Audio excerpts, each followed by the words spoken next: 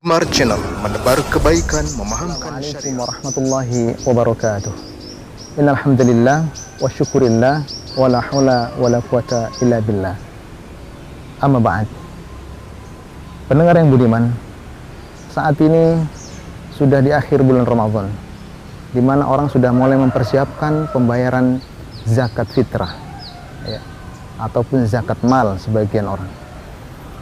Walaupun sebenarnya pembayaran zakat fitrah itu boleh di awal Ramadan. Namun karena kebiasaan secara umum, pembayaran zakat fitrah yang dilakukan oleh masyarakat Indonesia khususnya itu biasanya dilakukan 10 hari menjelang Idul Fitri atau menjelang 1 Syawal. Nah, ada hal yang menarik yang perlu saya bahas di kesempatan ini. Lewat media sosial ini, saya akan sedikit menjelaskan tentang mulai munculnya beberapa pendapat-pendapat tentang pembayaran zakat baik menggunakan rupiah, ya, uang, atau menggunakan beras. Namun dalam hal ini saya tidak akan menyinggung tentang pembayaran menggunakan uang atau beras. Yang akan saya singgung kali ini berkenaan dengan spesifikasi saya membahas masalah muamalah, yaitu masalah jual beli. Karena ada sebuah pertanyaan, ada seseorang yang bertanya kepada saya, Ustadz, bagaimana konsep sebenarnya ketika ada seseorang ingin membayar zakat, tapi kemudian dia membawa uang dan selanjutnya panitia menyediakan beras untuk dibeli dan selanjutnya dia membayar zakat fitrah menggunakan beras. Dan transaksi itu di dalam masjid. Maka pada kesempatan ini saya akan melihat dari sisi muamalahnya, dari sisi akad jual belinya, sebagaimana Allah Azza wa Jalla, ya, sudah menerapkan aturan-aturan syariat dalam bermuamalah. Segala sesuatu, ya, yang kita kerjakan dalam hal muamalah, selama tidak ada ayat atau hadis yang melarangnya, maka silakan kerjakan. Namun dalam hal ini Rasulullah SAW ternyata melarang, bahkan menyuruh kita akan mendoakan orang-orang yang melakukan transaksi jual beli di dalam masjid. Dalam hadis riwayat Tirmizi. Bagaimana bunyi hadisnya? Idza ra'aitum man yabi'u aw yabta'u fil masjid faqulu la arbahallahu tijaratak. Ya. Apabila di antara antum, ya, atau apabila di antara kalian melihat transaksi jual beli di dalam masjid, fakulu, maka katakanlah kepada mereka, semoga Allah menghilangkan keuntungan dari jual belimu, atau semoga Allah menghilangkan keberkahan dari jual belimu. Riwayat Tirmizi. Ya.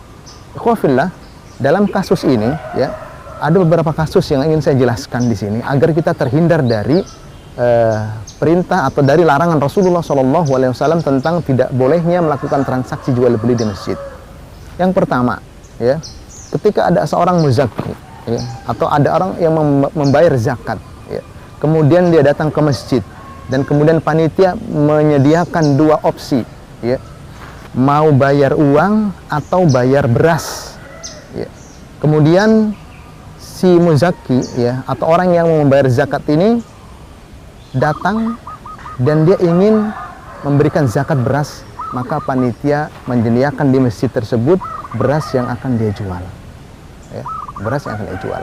Kemudian terjadi transaksi, ya, orang yang akan memberikan zakat ini membeli berasnya dan selanjutnya orang yang membayar zakat ini melakukan akad zakat fitrah kepada amil zakat.